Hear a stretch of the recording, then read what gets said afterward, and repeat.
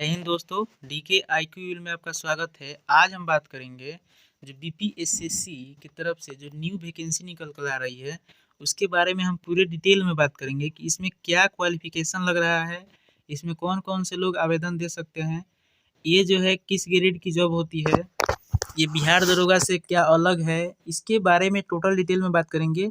ये जो वैकेंसी निकली हुई है ये अवर निरीक्षक मद निषेध सब इंस्पेक्टर प्रोहिबिशन और निगरानी विभाग के अंतर्गत निकली हुई है। टोटल डिटेल में बात करेंगे। अगर आप लोग हमारे चैनल पर नए हैं तो चैनल को सब्सक्राइब कीजिएगा। इसमें क्या फिजिकल लगता है ये भी बताया जाएगा। चलिए दोस्तों, हम लोग शुरू करते हैं। ये जो वैकेंसी है बिहार पुलिस अवर सेवा आयोग, इससे पहले जो आया था बिहार एसआई का, जो 1 माह पहले से ऑनलाइन आवेदन इसका स्टार्ट हो चुका है, जिसका लास्ट डेट कब से कब तक है तो 4/11/2023 तक इसका लास्ट डेट है, यानी 2-3 दिन और टाइम है। तो अगर आप लोग अप्लाई नहीं किए हैं तो फॉर्म फिल कर लीजिए। उसमें जो सीट था 1275 था। इसमें भी बात करेंगे इसमें कितना सीट है। और इसमें जो है मद निषेध विभाग की तरफ से इसी ग्रेड का होता है। बिहार एसआई का जो वैकेंसी निकला था उसी ग्रेड का ये भी होता है। तो इसको आप कह सकते हैं कि मतलब एक नहीं कहा जाता है, कहावत है कि नहले पदाला, तो उस टाइप से अगर मान लेते हैं आप बिहार एसआई का फॉर्म आप एग्जाम देते हैं, हो सकता है खुदा ना खास्ता आपका एग्ज़ाम जो है अगर गलत चला गया, मतलब कोई प्रॉब्लम हो गया या कुछ एग्ज़ाम में कभी-कभी माइंड अच्छा से नहीं काम करता है, तो अगर ये आप फॉर्म फिल किए रहिएगा, आपका सपना है बिहार दरोगा बनने का, तो आपको मतलब ज़्यादा गिल्टी फील नहीं होगा। आप ये समझिए कि चलिए एक और है ना, उसी तैयारी से आपका ये भी निकल जाएगा। तो ये फॉर्म ज़रूर भरिए। इसके बारे में पूरे डिटेल में बात करेंगे। तो ये जो वैकेंसी निकली हुई है सब इंस्पेक्टर का होता है। अवर निरीक्षक मद निषेध सब इंस्पेक्टर प्रोहिबिशन, ठीक है। बिहार दरोगा के ग्रेड का होता है। निगरानी विभाग बिहार सरकार में पुलिस और निरीक्षक पुलिस सब इंस्पेक्टर के रिक्त पदों पर संयुक्त प्रतियोगिता परीक्षा के आधार पर सीधी नियुक्ति हेतु विज्ञापन। ऑनलाइन आवेदन की प्राप्ति की अंतिम तिथि 4/12/2023। इसका स्टार्टिंग डेट हमको लगता है कि देखेंगे आगे 4/11/2023 से ही होगा, क्योंकि 4/11/2023 तक इसका बिहार एसआई का लास्ट डेट है। तो उसी दिन से हो सकता है शाम से शुरू हो जाए। हाँ देखिए, इसमें अगर बात करें, इसमें जो वैकेंसी है अवर निरीक्षक मद निषेध में लेवल 6 का जॉब होता है। इसमें 63 वैकेंसी, इतना वैकेंसी है, 63 वैकेंसी है। और पुलिस और निरीक्षक बिहार निगरानी सेवा संवर्ग में ये भी लेवल 6 का होता है और 1 वैकेंसी है। तो देखिए वैकेंसी से पर मत जाइए, ठीक है। वैकेंसी 64 है, ये जो है बढ़ सकता है। पीटी एग्जाम से पहले इसमें बढ़ोतरी हो सकता है और जरूर इसमें कुछ ना कुछ ऐड जरूर होगा। इसलिए वैकेंसी के चलते ये नहीं कि फॉर्म फिल नहीं करना है, वैकेंसी इसमें इंक्रीज जरूर होगा। अब बात करते हैं, देखिए इन पदों पर नियुक्ति हेतु संयुक्त प्रतियोगिता परीक्षा आयोजित की जाएगी। प्रॉपर एक एग्जाम लिया जाएगा, फिर आपका मेंस होगा और उसके बाद फिजिकल होगा, फिर उसके बेस्ट पर आपका मेरिट तैयार होगा। इसके लिए विज्ञापन संख्या 3/2023 यही जारी किया गया है। 3/2023 इसलिए जारी किया गया है कि इससे पहले 2 नोटिफिकेशन ऑलरेडी, एक बिहार एसआई वाला, एक इसी ग्रेड का आया था, उसको भी उसका एग्जाम वगैरह सब हो गया है, फाइनल रिजल्ट भी हो गया है, जो एक्साइज वाला था, और फिर बिहार एसआई वाला, और फिर ये तीसरा कौन सा है तो मद निषेध वाला। तो ये तो वैकेंसी आनी ही थी। इसका जो ऑनलाइन देखिए, हाँ यहाँ पे दे भी दिया है, ऑनलाइन आवेदन भरने की प्रक्रिया 4/11/2023 से प्रारंभ होगी। अब बात करते हैं, अब आगे जो बात करते हैं ये मेन पॉइंट हम जानेंगे। देखिए ऑनलाइन आवेदन की जो है पात्रता क्या है, तो भारत का नागरिक होना चाहिए। पुरुष महिला दोनों आवेदन दे सकते हैं। महिलाओं के लिए बिहार में पूरा एकदम बढ़िया है, 35% आरक्षण है। अलग से इनको 35% आरक्षण है, ठीक है। इनके लिए अलग से 35% आरक्षण है। 35% मतलब इन्हीं का है। अब बात करते हैं उम्र सीमा गणना। उम्र सीमा गणना कब से कब तक होगा, तो 1/8/2023 के आधार पर किया जाएगा। जो आपका शैक्षणिक योग्यता होगा, जो आप ग्रेजुएशन वगैरह, तो जो शैक्षणिक योग्यता कितना होना चाहिए, तो आपके पास 1/8/2023 तक किसी मान्यता प्राप्त विश्वविद्यालय से स्नातक परीक्षा या राज्य सरकार द्वारा मान्यता प्राप्त उसके समकक्ष परीक्षा उत्तीर्ण होना अनिवार्य है। मतलब आपके पास कोई भी डिग्री ग्रेजुएशन का होना चाहिए। कब तक, तो 1/8/2023 तक। ये नहीं कोई ये पेयरिंग होंगे तो वो डाल देंगे। 1/8/2023 तक आपके पास प्रॉपर मार्कशीट होना चाहिए। उस पर डेट मेंशन रहना चाहिए, क्योंकि आप फॉर्म फिल कीजिएगा तो उसमें ऑलरेडी सब मेंशन करना होता है। अब बात करते हैं इसमें जो अधिकतम अनारक्षित का जो एज होता है न्यूनतम कितना होता है, यानी यूआर का मिनिमम 20 और मैक्सिमम कितना होता है 37। महिलाओं के लिए मिनिमम 20, अधिकतम कितना होता है 40। अदर स्टेट के 37 ही मानी जाएगी। पिछला वर्ग अत्यंत पिछड़ा वर्ग 20 मिनिमम और 40 अधिकतम। ठीक है, महिलाओं के लिए भी वही। अनुसूचित जाति अनुसूचित जनजाति पुरुष और महिला के लिए न्यूनतम 20 और अधिकतम 42। ठीक है, अगर बिहार सरकार के सरकारी सेवक होंगे तो उनको 5 साल का अतिरिक्त छूट दिया जाएगा।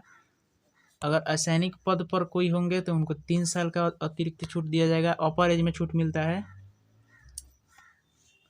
अब इसमें बात करेंगे जो आपका अभ्यर्थी की उम्र की जो गणना होगी मैट्रिक और समकक्ष प्रमाण पत्र में अंकित जन्म तिथि के आधार पर की जाएगी। हाँ, तो ये भी आप जान लीजिए कि मैट्रिक में जो आपका मार्कशीट होगा उसी के आधार पर आधार कार्ड भी आपके पास होना चाहिए।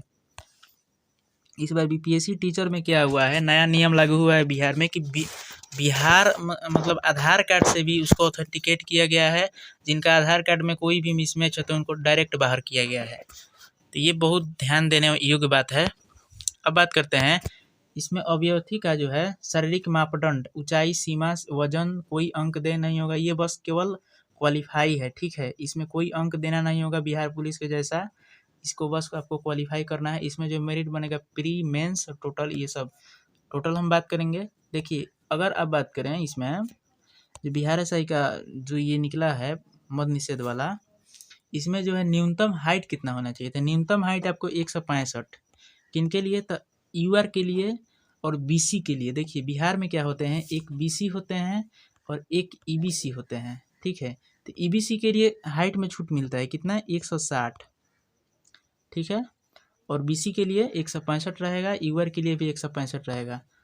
अब बात करते हैं इसमें जो है एससी एसटी के लिए, एससी और एसटी के लिए यानी अनुसूचित जाति अनुसूचित जनजाति के लिए न्यूनतम 160 और अत्यंत पिछड़ा यानी ईबीसी के लिए कितना है, तो 160 न्यूनतम हाइट है। सभी वर्ग के महिलाओं के लिए कितना हाइट है, तो न्यूनतम 155। तो अदर स्टेट के अगर कोई होंगे महिला अगर डालना चाहते हैं तो उनके लिए 155 सेंटीमीटर आपके पास हाइट है, तो आप फॉर्म फिल कर सकती है, यूआर से फॉर्म फिल कर सकती है। अगर सीना का बात करें, जो सीना सिर्फ पुरुषों के लिए होता है, महिलाओं का ये सब नहीं होता है। तो देखिए अनुरक्षित का जो है पिछड़ा वर्ग अत्यंत पिछड़ा वर्ग पुरुषों के लिए बिना फुलाए 81 और फुलाकर 86। अब फुलाने के बाद कम से कम 5 सेंटीमीटर का अंतर होना चाहिए। ज़्यादा कितना हो जाए कोई दिक्कत नहीं है। अनुसूचित जाति अनुसूचित जनजाति के लिए जो सीना होता है मिनिमम 79, 79 और फुलाकर 84, वही इसमें भी है। वजन महिलाओं का सबसे न्यूनतम होना चाहिए कितना, 48 किलो से कम नहीं होना चाहिए। जिनका भी अगर वजन कम है तो थोड़ा सा ध्यान दीजिए, 48 किलो से कम वजन नहीं होना चाहिए। अब बात करते हैं नियुक्ति की प्रक्रिया। तो देखिए इसमें जो प्रक्रिया है, सबसे पहले क्या होता है, लिखित परीक्षा होता है। कितना अंक का, 100 अंक का होता है। इसमें 1/5 निगेटिव रहता है, नाम मात्र का निगेटिव रहता है, 0.2 अंक काटा जाता है। ठीक है, और 100 अंक का परीक्षा होता है। एक क्वेश्चन 2 मार्क्स का होता है। और इसमें अगर आप 30% नहीं लाते हैं तो आपको असफल घोषित कर दिया जाएगा।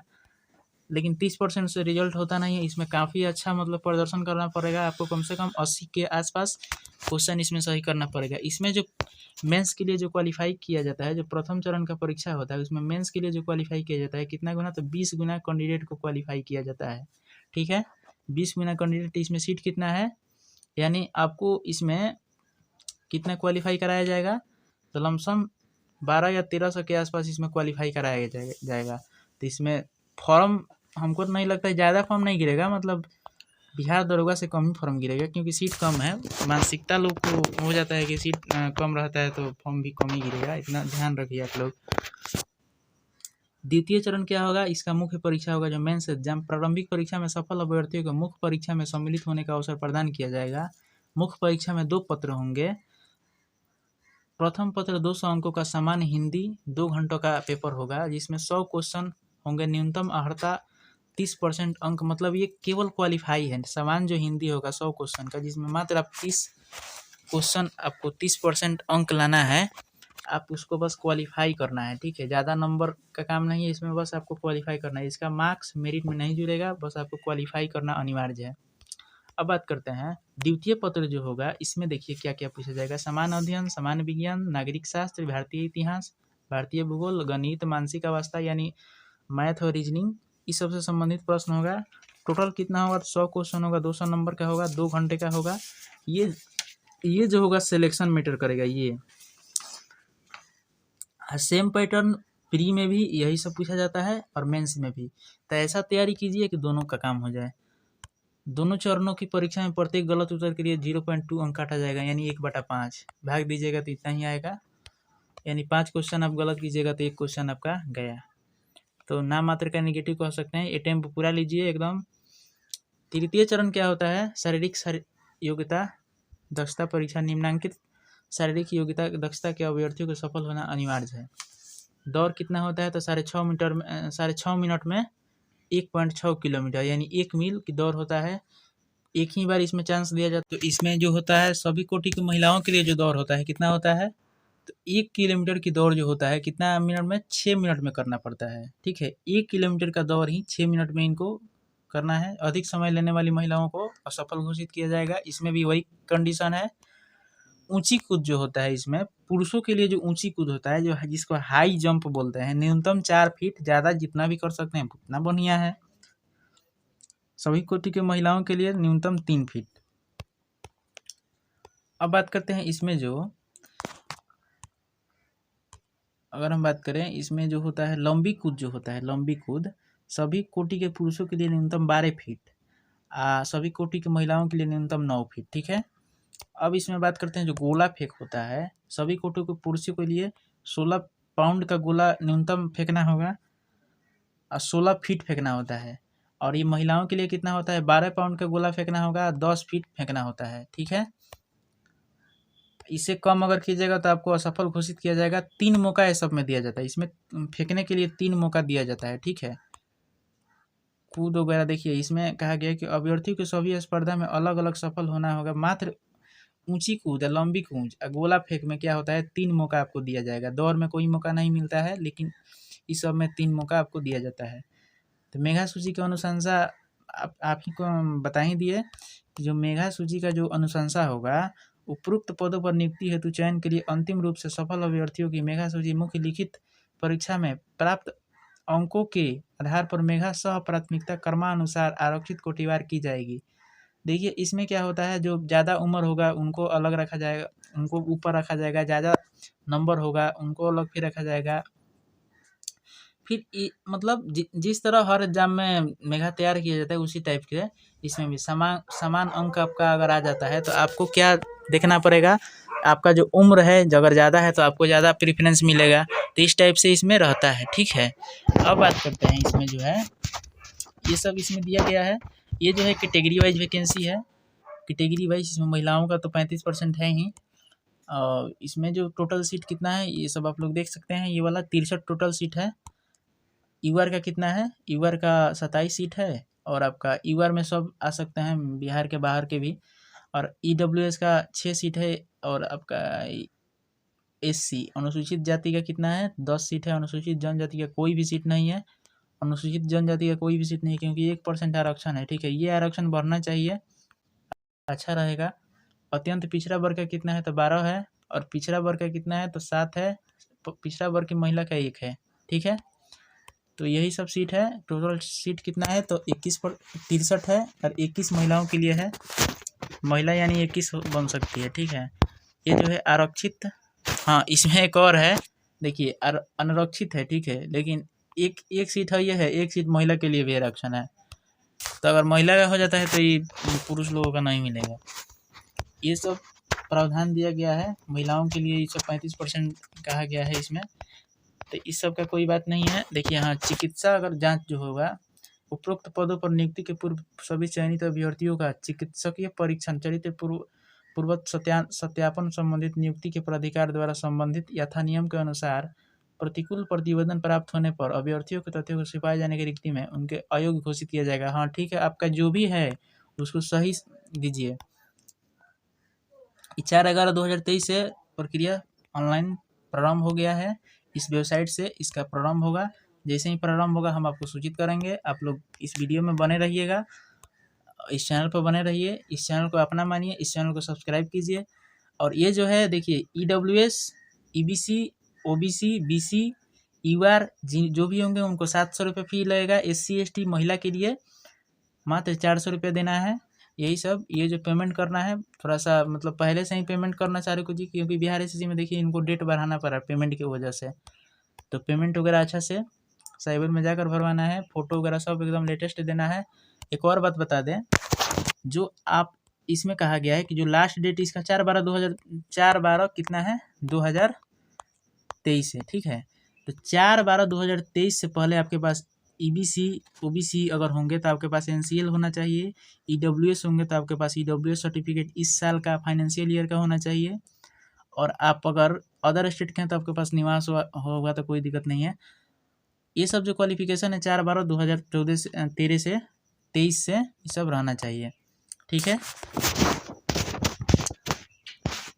अब ये सब प्रमाण पत्रों से मिलान करने पर कोई भी अगर भिन्नता पाई जाती है तो आपकी उम्मीदवारी रद्द की जा सकती है।